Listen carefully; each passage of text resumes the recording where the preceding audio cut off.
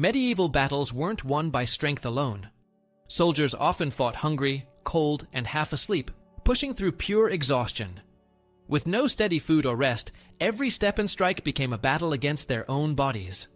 Yet somehow, they kept marching and fighting, driven by discipline, faith, and the will to survive when everything inside them said to stop. Number 1. Hungry marches and empty cookpots.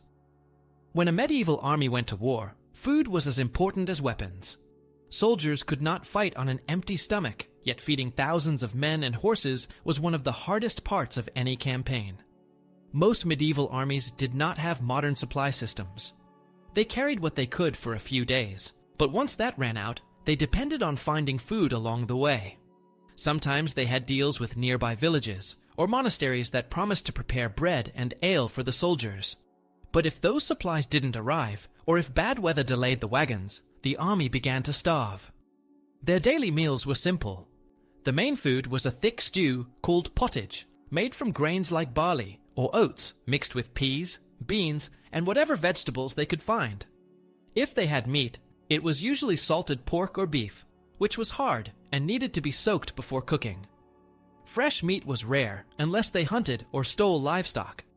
Clean water was not always safe to drink, so soldiers drank ale or watered-down wine to avoid getting sick. It wasn't about pleasure. It was about staying alive and keeping enough energy to march or fight. Horses were another challenge. A knight's warhorse needed more food than its rider. If the horses went hungry, the entire army slowed down. Hay and oats were vital, but wagons often couldn't carry enough. When animals grew weak, commanders had to make hard choices. Sometimes they ate their own horses to survive. That left the cavalry walking, and the army much less mobile. Smart leaders planned routes near rivers and fertile areas to make foraging easier. Others sent small groups called foragers to collect food from local farms, but that often turned into looting, which angered civilians and could spark resistance from the population. When food ran short, discipline started to break. Soldiers grew angry and desperate. Some deserted, others stole from their own comrades. Commanders had to control this chaos with strict rules and punishments. At the same time, priests or chaplains tried to keep morale up by reminding soldiers that hunger was a test of faith. A good leader shared the same food as his men to show solidarity. Those gestures mattered because it made troops believe their suffering had purpose. The kitchen area in camp was small but vital. Cooks, often camp followers or wives of soldiers, worked non-stop boiling grains and baking whatever flour they had left. The smell of hot food lifted morale after long marches. A single hot meal could bring back the will to fight. But when the fires went out and the pots stayed empty, fear crept in. Hungry men could not think clearly, and tired minds made mistakes on the battlefield. In the end, hunger was one of the greatest enemies medieval soldiers faced.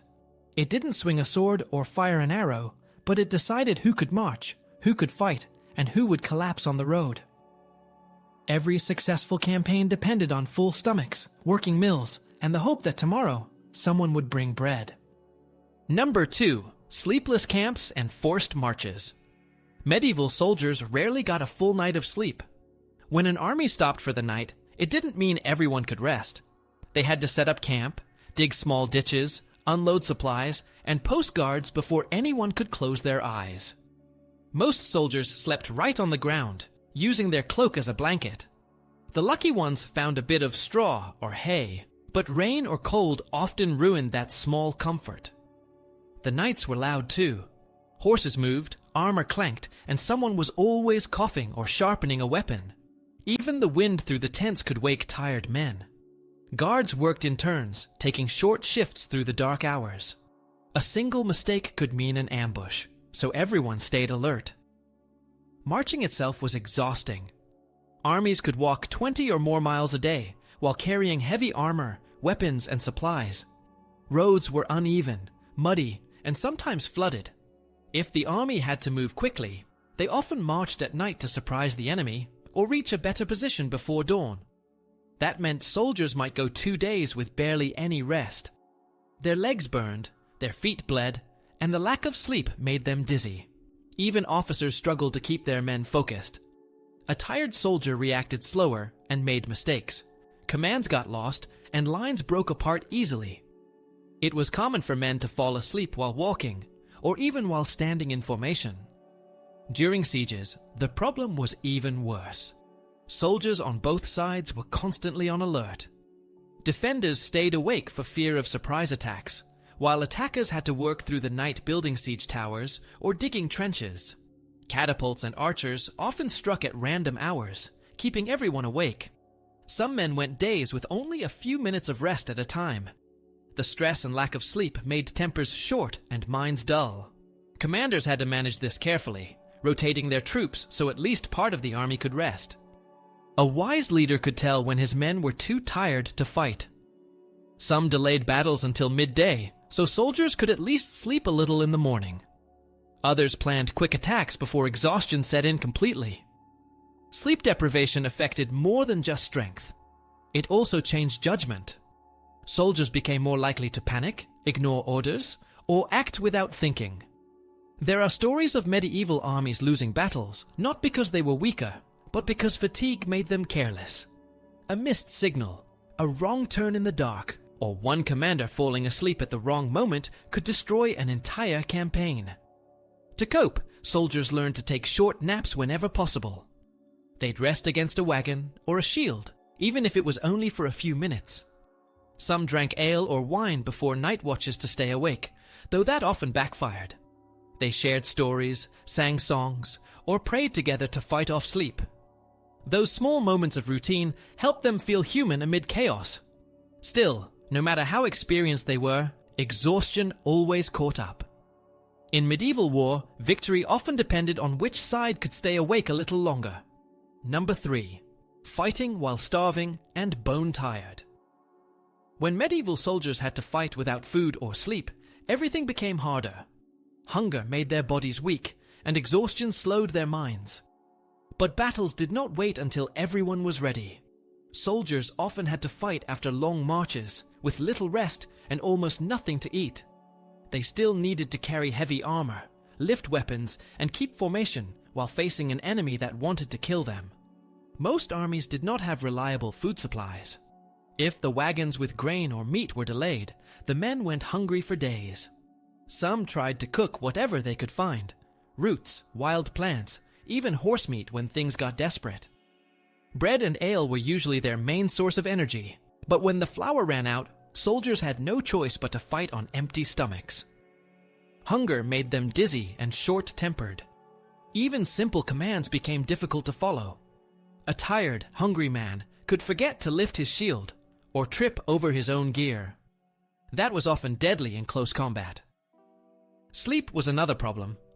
Soldiers rarely got more than a few hours of rest, especially during campaigns or sieges. They had to stay alert for surprise attacks, and many took turns standing guard at night. After several nights like that, the mind started to play tricks. People saw shapes that weren't there, or forgot where they were supposed to stand. Chronic exhaustion made whole units slower to react. A tired army could lose a battle simply because it didn't move fast enough when orders came. Commanders had to find ways to keep their men functioning. Some let soldiers sleep in short shifts whenever possible. Others made sure there was hot food, even a thin stew, before battle. That helped raise morale and gave the body a bit of strength. Experienced leaders also adjusted tactics depending on how tired the army was.